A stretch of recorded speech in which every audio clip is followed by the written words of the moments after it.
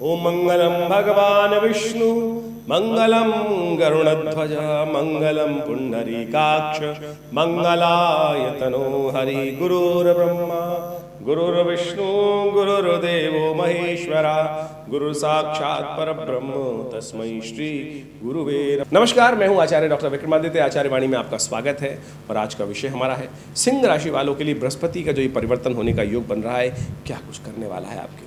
देखिए सिंह राशि वालों, ये परिवर्तन जो हो रहा है बृहस्पति का 1 मई को दोपहर को 12:55 पर, यह आपकी राशि के अनुसार से अद्भुत विकास, लाभ, जीवन में तरक्की और सफलता और क्या कहें राज्य लाभ, सुख, वाहन का सुख, मकान का सुख, संपत्ति का सुख, धन का सुख, ऐश्वर्य का सुख, पद का सुख, इंप्रूवमेंट, प्रोग्रेस, इन सबको लाकर आपके द्वार पर खड़ा करने वाला है।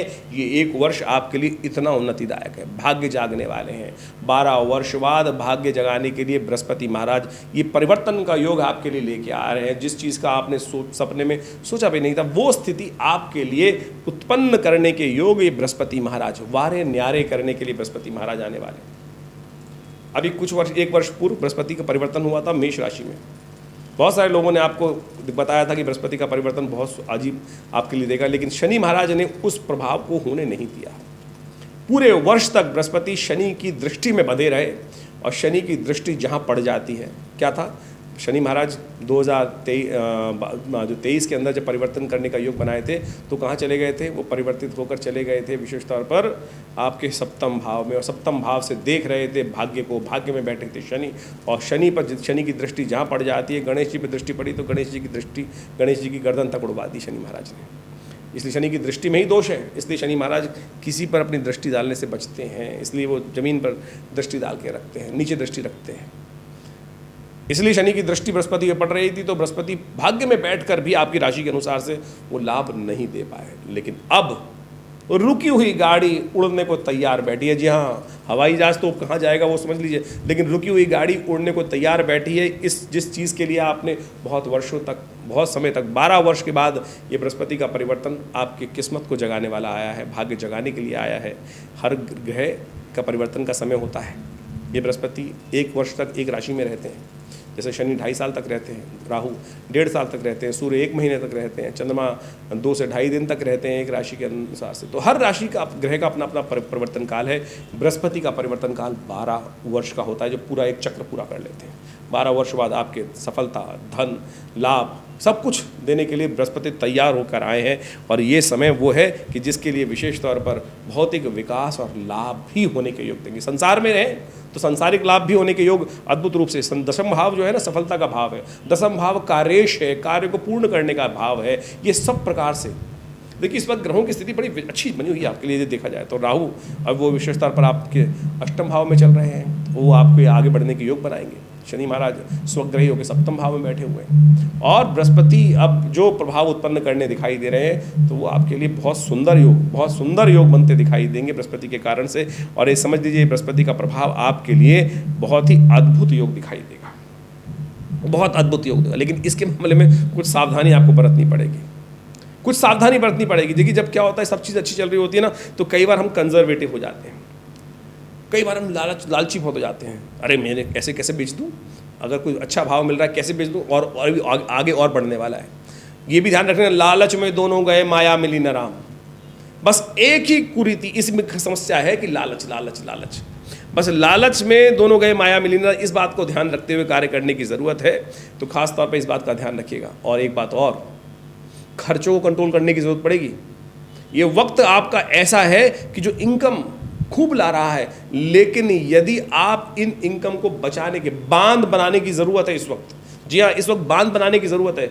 हर तरह से द्वार खुल रहा है। मैंने कहा आपको, जिद्दी को आपको जो बताया, आप कहते हैं कि ऐसे कैसे बता रहे हैं आप, तो दोबारा से ध्यान समझ लीजिए। बृहस्पति कहाँ बैठ गए आपके दशम भाव में। दशम भाव लाभ का भाव। बृहस्पति क्या है, शुभ ग्रह है, देवगुरु हैं, लाभ देने वाले हैं, अच्छा करने वाले हैं। शुभ भाव में जाकर बैठ गए तो बढ़ाएंगे ना, तो बढ़ाएंगे तो सिद्धांत समझ लीजिए, सीधे सिद्धांत से कि राज्य का लाभ देंगे, आपका यश बढ़ाएंगे, इम्प्रूवमेंट कराएंगे, जो नौकरी में प्रोग्रेस कराएंगे, प्रमोशन कराएंगे, अच्छा सम्मानित पद दिलवाएंगे, कार्य को पूर्ण कराएंगे। यहाँ बृहस्पति बैठ गए। बृहस्पति की दृष्टि कहाँ पड़ी? आपके द्वितीय भाव पे पड़ी। धन का भाव, कुटुंब का भाव, ट्रेडिंग का भाव, क्रिय विक्रिय का भाव, इन सबको भी बृहस्पति एनहांसमेंट की तरफ ले जाएंगे। इसके बाद बृहस्पति की दृष्टि पड़ रही है चतुर्थ भाव पर, सुख का भाव है। सुख का भाव, जी हाँ, सुख का भाव बना हुआ है बृहस्पति का, वो भी आपको इंप्रूवमेंट देने का योग देगा। वाहन का, मकान का, सब जमीन जायदाद का, माता का, कई प्रकार के सुख प्राप्ति करने के जो भी हो सकते हैं, वो संपूर्ण प्रकार के सुख देने का रास्ता बनेगा। लेकिन एक दृष्टि बृहस्पति की पड़ रही है रोग वाले पर भी, और एक दृष्टि वही दृष्टि पड़ रही है शत्रु पर भी, तो वो भी वृद्धि होगी। आपके आस्तीन में सांप, आस्तीन में आपके जो दुश्मन है वो भी आपके सन्निकट पलते दिखाई देंगे, और जहाँ मीठा होता है मक्खियाँ बिनबिना के टुट टुट करके वहाँ पहुँच जाती हैं। उनसे बचना पड़ेगा आपको, और वही आपकी बचत को खा जाएंगे। वही आपके शत्रु जो है आपका लालच है। तो आपको बुद्धि को जगाना पड़ेगा भाई साहब। यदि बुद्धि को जगा के काम कर पाए तब ये देख लीजिएगा। कई बार क्या होता है ना, लोग संतों की वाणी पर विश्वास नहीं करते। ये 12 साल बाद बृहस्पति महाराज आपकी किस्मत जगाने आए हैं। गुरु गोरखनाथ की एक दिव्य कथा है। जी हाँ, गुरु गोरखनाथ की दिव्य कथा है, वो आपको समझाऊंगा मैं। लेकिन आप समझ लें, इस वक्त बृहस्पति आपकी राशि के अनुसार से बृहस्पति कहाँ कहाँ के मालिक हैं। बृहस्पति आपकी राशि के अनुसार से बुद्धि के मालिक हैं। बृहस्पति आपकी राशि के अनुसार से अष्टम भाव के भी मालिक हैं, और अष्टम भाव जो पंचम भाव है वो बुद्धि का मालिक है, संतान का भाव है, विद्या का भाव है। इन सबको एनहांसमेंट की तरफ ले जाएंगे, अच्छा करेंगे। लेकिन साथ साथ बृहस्पति जो है वो बंधन का भाव भी है। कहीं आप बंध जाएं, कहीं आप विशेष तौर पर अपने आपको खुला छोड़ना पड़ेगा, खुला छोड़ कर विचार करना पड़ेगा। पकड़े रहोगे ना, बंदर पर कैसे पकड़ा जाता है, बंदर को पकड़ने की कथा आपको मालूम है? बंदर कैसे किस चक्कर में फंसता है? बंदर को पकड़ने वाले जो लोग होते हैं क्या करते क्या हैं कि एक बंदर जहाँ खूब सारे होते हैं तो एक घड़ा लेके आते हैं जिसका मुंह छोटा होता है।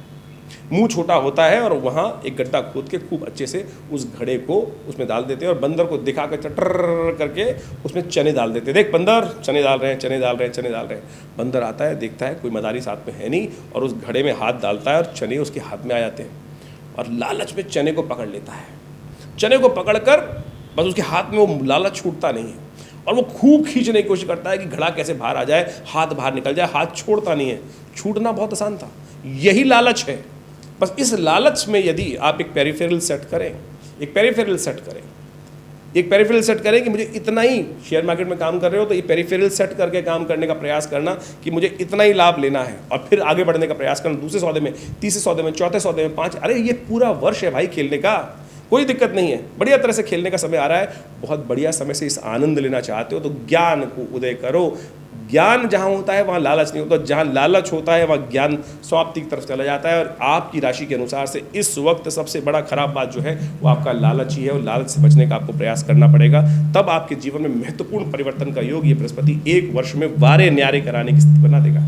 लेकिन जहाँ अविश्वास किया, गुरु गोरखनाथ जी की जो कथा है वो अविश्वास से ही उत्पन्न होती है। उनकी माता ने, जब उनकी स्थिति ऐसी थी कि संतान प्राप्त हो नहीं सकती, गुरु मत्स्येंद्र नाथ जी पहुँचे और उनके भाग्य जगाने के लिए उन्होंने आशीर्वाद दिया, एक विभूति दी कि ये माँ इसको खा लेना, इसका भक्षण कर लेना, तेरी किस्मत जाग जाएगी। जब उन्होंने रुदन अपना उपस्थित किया, चरण पकड़ लिए थे मत्स्येंद्र नाथ जी के, तो मत्स्येंद्र नाथ जी ने वो जो भस्म दी, ये दिव्य औषधि है, ये आपकी संतान उत्पत्ति करने का। अगले दिन जब वो भक्षण कर रही थी तो उनके पिता वहाँ पहुँचते हैं और उन्हें उठा के फेंक देते हैं बाहर।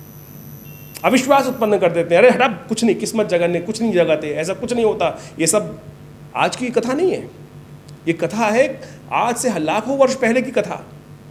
जब मत्स्येंद्र नाथ जी वो देके जाते हैं तब भी लोग अविश्वास करते थे। उस युग में भी लोग संतों पे विश्वास कहाँ करते थे, जो कर लेते थे उनके बारे न्यारे हो जाते थे। तो क्या हुआ, वो कथा जब निकाल कर उनकी माँ से सुबह सुबह वो भक्षण कर रही थी उस दिव्य औषधि का संतान प्राप्ति के लिए, तो वो उठा के बाहर फेंक देते हैं, बाहर कूड़े में डाल देते हैं।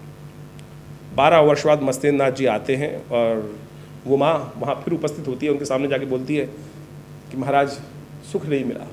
बोले क्या किया, वो औषधि खाई नहीं थी क्या? बोले नहीं, पतिदेव ने बाहर फेंक दी थी। वो आवाज़ लगाते हैं अलख निरंजन, और उसी गोबर के कूड़े में से आवाज़ आती है आदेश। उस गोबर को हटा के देखा जाता है तो वहाँ गुरु गोरखनाथ जी स्वयं भाग्य जगाने के लिए संत आपके घर पे आ रहे हैं, बृहस्पति आपके द्वार पर आ रहे हैं। जगाने के, विश्वास जगा के करने का प्रयास कीजिएगा। 12 साल बाद ये किस्मत जागने के सौदे बन रहे हैं, आपके लिए कल्याणकारी योग बन रहे हैं। हाँ, एक बात का ध्यान रखिएगा, एक विशेष तौर पर ध्यान रखने की बात है, बृहस्पति ये 5 दिन के लिए 6 दिन बाद ही अस्त हो जाएंगे। क्योंकि समय की गति है। ये 25 दिन का समय है केवल, जिसमें बृहस्पति पुनः अस्त होकर फिर उदय हो जाएंगे 6 जून तक। लेकिन 6 जून आप विशेष तौर पर माने 7 मई से लेकर 2 जून तक का समय जो है ये बड़ा भारी रहेगा। ऐसे में आपको बिल्कुल लगेगा कि बृहस्पति कुछ नहीं कर रहे हैं। ये सब पास फालतू बातें हैं कि जो ग्रहों का योग था ये कुछ नहीं हो रहा है, क्योंकि उम्मीद जगाकर एकदम आपको छोड़ देगा बृहस्पति, क्योंकि सूर्य अस्त कर देंगे। लेकिन चिंता ना करें, ये थोड़ी देर के बादल हैं। ऐसे में आप उपाय विशेष तौर पर करने का प्रयास कीजिएगा, गौ सेवा करने का प्रयास कीजिएगा, चने की दाल भिगोकर नित्य प्रति गाय को खिलाने का प्रयास कीजिएगा। और ये सबको कार्य करने से आपके लिए विशेष तौर पर ये परिवर्तन का योग बनेगा। ये काम और कर लीजिएगा, कभी कभी थोड़ा तांबे के छोटे सिक्के होते हैं वो चलते पानी में प्रवाहित कर दीजिए। मैं कहूँगा हर रोज़ एक डाल दीजिए ना, क्या दिक्कत है आपके लिए। ये बृहस्पति को ताकत देने का उपाय है। बृहस्पति के निस्तेज होने पे ये ताकत देगा, और यदि वर्ष भर ये करते रहेंगे तो बहुत सुंदर रहेगा। जब बृहस्पति अस्त होंगे तो फिर हम आपको उस समय खास तौर पे कुछ उपाय बताने का प्रयास करेंगे। हमारे साथ चैनल में लगातार जुड़े रहिएगा।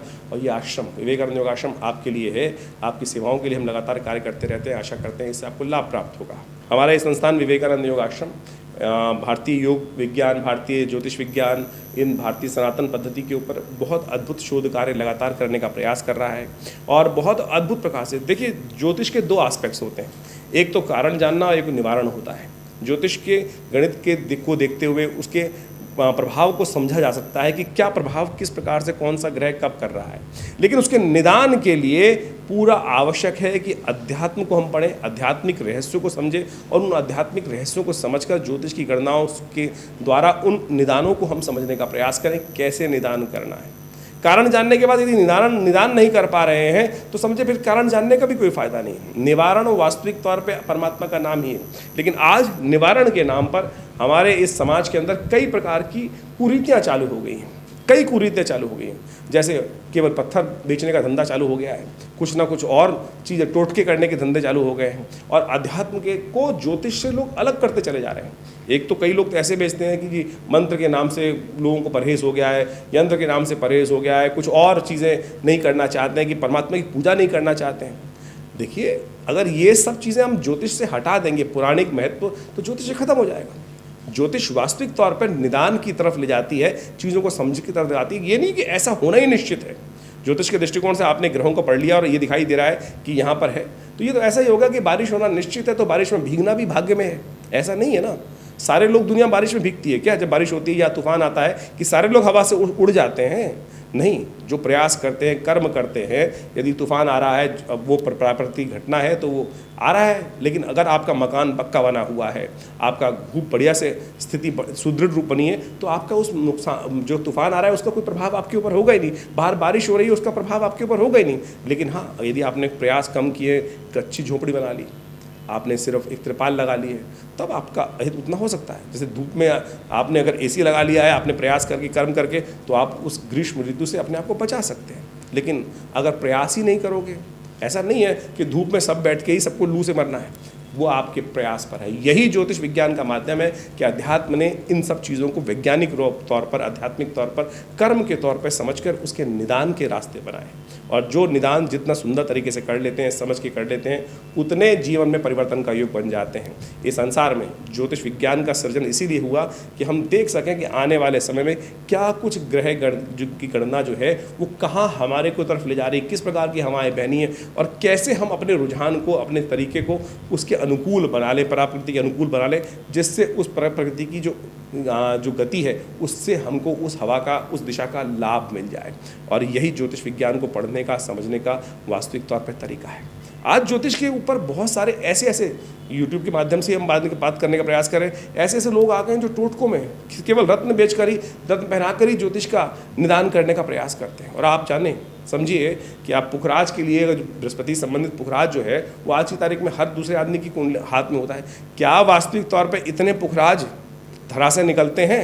फिर वो कहते हैं कल्चर्ड है। आज की तारीख में बाहर की कई देशों में सफ़ेद पत्थर को, क्रिस्टल को ले जाकर उसको पुखराज में कन्वर्टेड कर दिया था, हीट थेरेपी देकर उसका रंग बदल दिया और उसको कह दिया कि अब पुखराज के नाम पे बेचा जा रहा है।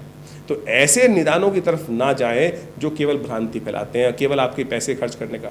अगर पैसे खर्च करने से परमात्मा प्रसन्न होने वाले होते, आपके कष्ट निवारण होते, तो इस धरा में, जीवन में जितने भी बड़े बड़े धनाढ्य लोग हैं उनके जीवन में कष्ट नहीं आते। जितने गरीब लोगों के जीवन में, कम धन वालों के जीवन में कष्ट आते हैं, उससे कई गुना अधिक कष्ट उस धनाढ्य व्यक्ति के जीवन में आते हैं। तो इसलिए समझ लें, केवल ये ज्योतिष के जो नग बेचने का धंधा है उससे कुछ नहीं होने वाला है। आप वास्तविक तौर पर ज्योतिष के वास्तविक जो रहस्य हैं, छोटी छोटी चीज़ें, हमारे ज्योतिष विज्ञान के अनुसार से मंत्र विज्ञान, थोड़ा दान, कोई औषधि धारण, ये सब चीज़ें वास्तविक तौर पर यदि इसको उपयोग करने का प्रयास करोगे तो बहुत सुंदर तरीके से आपको आपके कष्टों का निवारण करने को रास्ता प्राप्त होगा। हमने विवेकानंद योगाश्रम के माध्यम से इन सब चीज़ों पे पिछले करीब 50-60 सालों में हमारे संस्थान ने खोज की। आचार्य श्री केशव देव जी महाराज के सानिध्य में रहकर विभिन्न ग्रंथों की रचना करी, मंत्र विज्ञान के ऊपर, यज्ञ विज्ञान के ऊपर, यंत्र विज्ञान के ऊपर, तंत्र के ऊपर अनेक अनेक कार्य कर मंत्र विज्ञान का प्रत्यक्ष प्रभाव देखा। कैसे मंत्र कार्य करता है, किस प्रकार से, कैसे भावना की जाए, कैसे संकल्प किया जाए, कैसे वो टेलीपैथिकल थॉट विचार से छोड़ा जाए। और देखिए, भावनात्मक तौर पर जब वो अनुष्ठान किया जाता है, ध्यानात्मक तौर पर, तो वो परिवर्तन लाने की वायुमंडल में उस विचार के द्वारा वो परिवर्तन लाने की स्थिति बनती है। और हमने ये देखा है, चाहे वो स्वास्थ्य संबंधी समस्या हो, चाहे वो राज्य संबंधी समस्या हो, चाहे वो जीवन के किसी भी पहलू संबंधी समस्या है। तो ये मंत्र विज्ञान, यज्ञ विज्ञान अद्भुत हैं। इनका सानिध्य आप भी आके ले सकते हैं। हमारे आश्रम पे आज भी नित्य 8 घंटे करीब यज्ञ होता है। विवेकानंद योगाश्रम लक्ष्मीनगर खुरेजी में स्थित है और वहाँ पिछले करीब आज 50-60 सालों से नित्यपति शोध का कार्य चल रहा है, यज्ञ के कार्य चल रहे हैं। मंदिर है, बहुत सुंदर माँ भगवती दुर्गा का दिव्य मंदिर विद्यमान है, जो 1947 में मुल्तान से आई मूर्ति, भगवती दिव्य मूर्ति जो है 500 साल पुराना दिव्य शिव विग्रह है, वो आज वहाँ शेरावाली की मूर्ति प्रतिष्ठित है। जिनका सानिध्य में यदि यज्ञ इत्यादि में सानिध्य आप लें तो अद्भुत रूप से मनोकामना सिद्धि के योग बहुत सुंदर तरीके से बन सकते हैं। हमारा संस्थान योग, प्राकृतिक चिकित्सा, आयुर्वेद, चिकित्सा विज्ञान, यज्ञ विज्ञान, मंत्र विज्ञान के क्षेत्र में भी कार्य कर रहा है। हॉस्पिटल है पूरा 100 बेड का, योग प्राकृतिक चिकित्सा का, आयुर्वेद का एक हॉस्पिटल है जो भारत सरकार के पैनल पर भी है। और वहाँ भी सुंदर तरीके से अनेक कार्य किए जाते हैं। भारत सरकार के बहुत सारे लोग जो सेंट्रल गवर्नमेंट के, दिल्ली गवर्नमेंट के, स्टेट गवर्नमेंट्स के लोग हैं, वो भी आके वहाँ पर चिकित्सा सुविधाएँ लेते हैं। तो आज योग प्राकृतिक चिकित्सा क्षेत्र में भी अद्भुत रूप से हमारे इस संस्थान के द्वारा कार्य किया जा रहा है। आप भी इस संस्थान से जुड़ सकते हैं। गौ सेवा के संबंध में भी आश्रम पे कार्य चल रहा है। विशेष तौर पर हर महीने कम से 8-10 भंडारे सुंदर तरीके से रहते हैं। तो आप भी इस आश्रम से जुड़ें। आपकी ज्योतिष संबंधी समस्याएं हैं तो आप पर्सनली फ़ोन कर भी विचार विमर्श कर सकते हैं। हर रविवार को होने वाले यज्ञ में कोई शुल्क नहीं लिया जाता। आप यज्ञ इत्यादि जो आश्रम में समय समय पर होते हैं, नवरात्र में, दीपावली, जो विभिन्न समय पर होते हैं, चाहे रुद्राभिषेक, श्रावण के पूरे महीने चलते हैं, सुंदरकांड के पाठ चलते हैं, भजन होते हैं, कथाएं होती हैं, वो सब समस्त लोगों के लिए सुंदर तरीके से विद्यमान रहते हैं। आप सब उन सब चीज़ों का, सेवाओं का लाभ ले सकते हैं। धन्यवाद, नमस्कार।